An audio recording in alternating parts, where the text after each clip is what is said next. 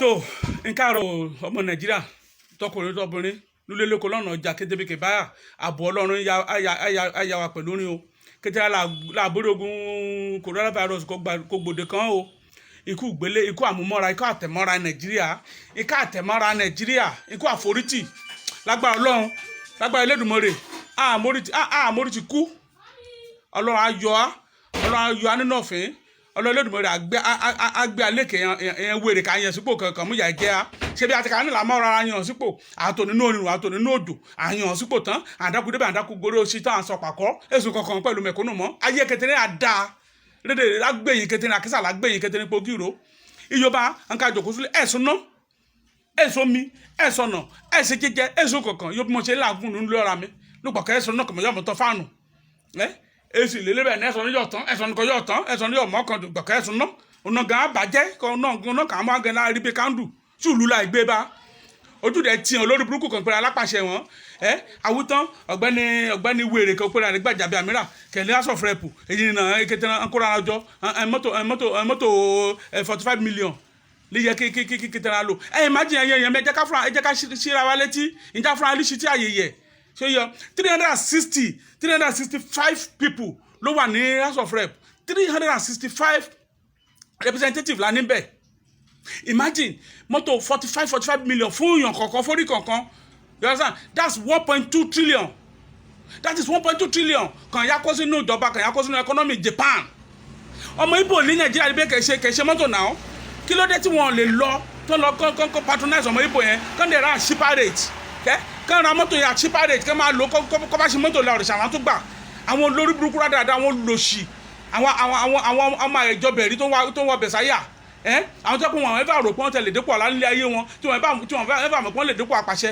wọ́n dépò àpàṣẹ tẹ́sílẹ̀ kan máa fọpẹ́ fọlọ́run kan máa bẹ̀rù ọlọ́run iṣẹ́ náà sọbẹ̀ dípò ẹ̀jẹ̀ nǹkan tí wọ́n rí lò nílé ayé wọn tí bàbá yálàyà wọn ò rí lò òun náà bẹ̀ sí béèrè fún mọ́tò 45 million lẹ́ẹ̀kan ṣoṣo kí n lè fẹ́ fi ṣe mọ́tò ìfẹ́ gbé yín lọ sọ́run ni ṣé mọ́tò lè gbé yín láti bí lọ sí London ṣó lè gbé ojú òtẹ̀tì nígbà tẹ́ bá rán mọ́tò 45 million tẹ́ ló Nàìjíríà ṣé lè gún mọ́tò láti bí lọ sí London àbẹ́ lè gún láti bí lọ sí US ṣé lè gún lọ sí US ni ẹ̀yin olórí burúkú àpọ̀dà olórí burúkú dédé wọn ẹ kàn kàwé lásán ẹ̀ ní wisdom yes you guys are educated but you don't have wisdom you lack wisdom education nìkan lẹ́ni ẹ̀ ní another thing aside education you have nothing again except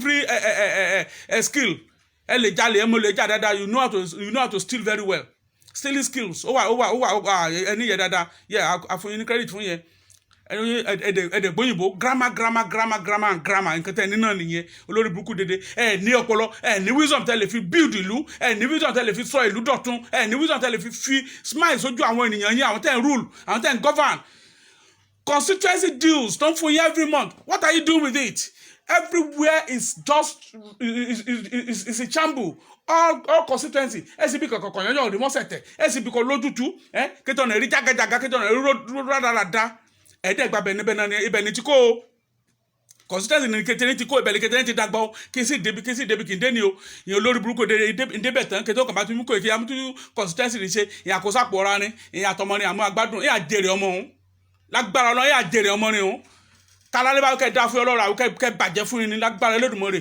torí kékeré ayé jùyà kété mẹ́kún ní sọ́fà ẹ lọ wo àwọn èèyàn ní títì ẹ wo àwọn ọmọ tí gbogbo wọn wà ní títì wọn lè lọ skul wọn lè lọ ìyá wọn òbí wọn lè afford láti fi wọn sí skul olórí burúkú yẹn dẹ̀ kọ́mọ tí ń lọ sí London ẹ kó wọn lọ sí Harvard ẹ kó wọn lọ sí Chicago ẹ kó wọn lọ sí University of Illinois kí gbogbo wọn máa lọ skul bẹ́ẹ̀ ẹ̀yin olórí burúkú dẹ̀ táwọn ìbá tún skul wọn ṣe tí wọn bá gbé skul gidi kalẹ̀ nílùú wọn ṣé ẹ lè mọ́mọ́ yín lọ síbẹ̀ ni ẹ̀yin aláìnírònú alágàlátì olórí burúkú dédé wọn ní àjèrè Elédùmarè àfèrè sọ́sẹ́rin ilé kété ní jágbá rè po kíro kété ní pápátá kálálẹ́ bá kẹ́ da fún iṣẹ́ ọlọ́run àwẹ̀ àdá fún yín lágbára Elédùmarè kété òkè bá ti mọ́rin kó jọ pátápátá ìyẹn àjèrè rẹ̀ kì í sí kò lulẹ̀ ayé ìyẹn olórí burúkú ok ìyẹn ńláńlá ń gbé sílẹ̀ tó ní elúmelu ó gbé 1 million sílẹ̀ Dangote gbé 1 billion sílẹ̀ Ọ̀tẹ́dọ́lá gbé 1 billion sílẹ̀ Fọlọ́runṣọ́ Alákìjà gbé 1 billion sílẹ̀ Ṣẹ́gun Agbájé gbé 1 billion sílẹ̀ Two-Face ó gbé 10 million sílẹ̀ federal government kankan fúnra rẹ̀ gbé 23 billion sílẹ̀ Access Bank mú 1 billion sílẹ̀ GTB mú 1 billion sílẹ̀ Senate Bank mú 1 billion sílẹ̀ NNPC gbé 11 billion sílẹ̀ kàmú kojú àrùn àjàkálẹ̀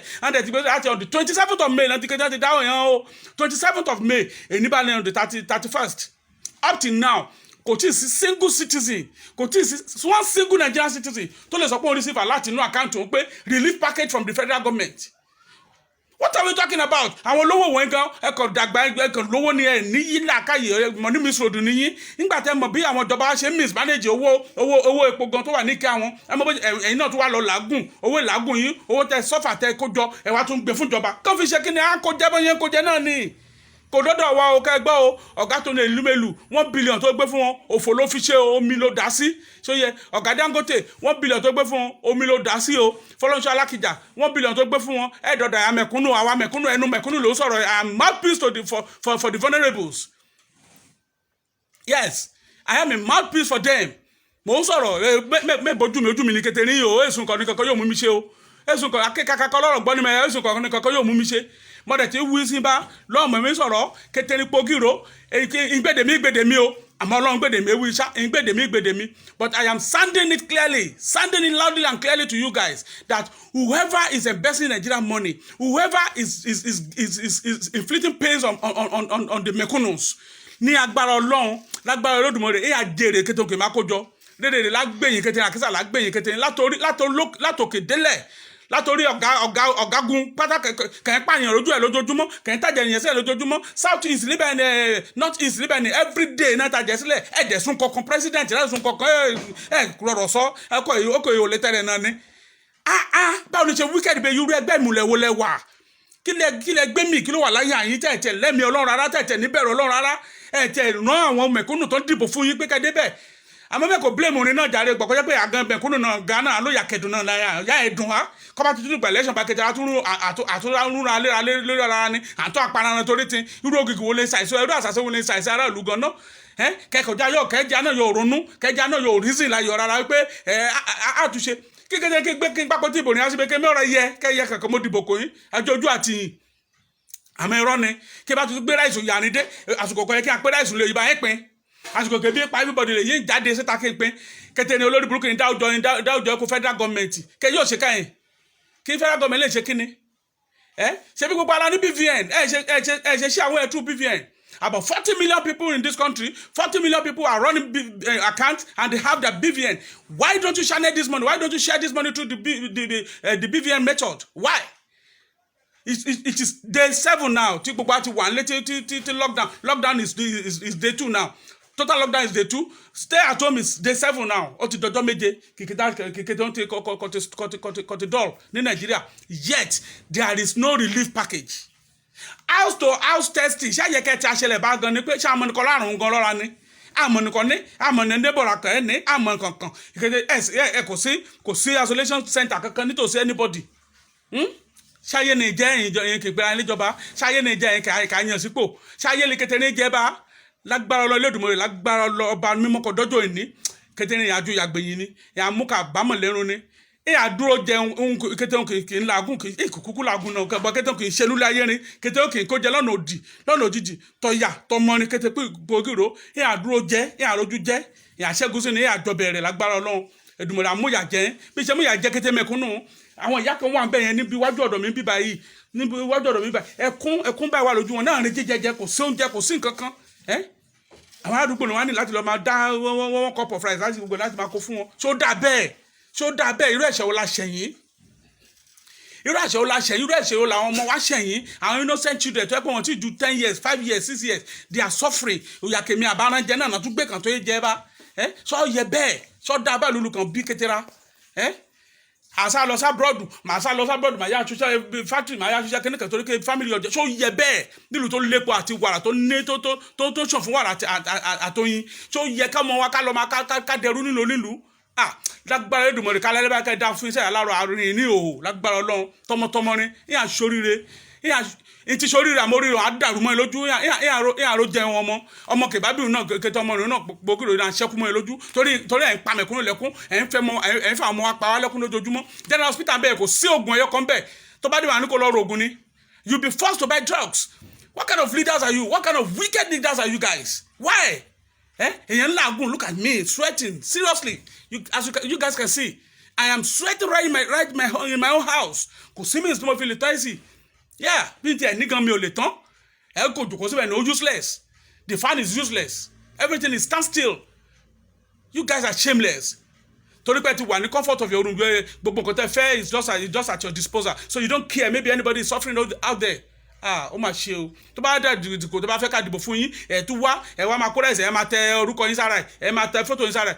Ẹni tó bá dìbò fún yín lọ́tẹ̀ yìí, lágbára Ọlọ́run á bá yín pín nínú ìyà yín. Yes.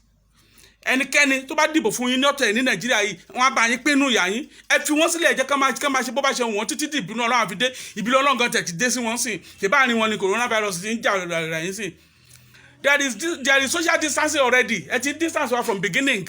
Súnmọ́ wa, lè súnmọ́ yín. So definitely, àrùn tó bá sọ̀dọ̀ yín náà lẹ́yìn máa kó àrùn yẹn láàrin ara yín, because ẹ̀yin náà lẹ́yìn bára yín ṣe lẹ́yìn ọ̀gá ara yín, lẹ́yìn toast expensive wines within yourself ní banquet. Ní àṣoríire, èèyàn lórí burúkú dédé yẹn máa lè. Kan ṣí mọ́tò 45 million nínú ọ̀gbẹ̀lẹ̀ burúkú kó ló mú ní kẹ́lẹ̀ afford 300 naira láti feed the family rẹ̀.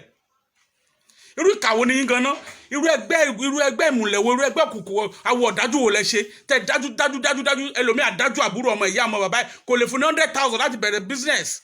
Kò ní lè fún 100,000 láti bẹ̀rẹ̀ business. Tẹ́lẹ̀ àti lè di, no matter how nice you are, no matter how godly you are, the moment you become a politician, the moment you rise into the high profile in politics, you become something else. You become evil completely. Kí ló dé? Irú Ọlọ́run wo ló dá yín ẹ̀yin politician wọ̀nyí náà? Irú Ọlọ́run wo ló dá yín?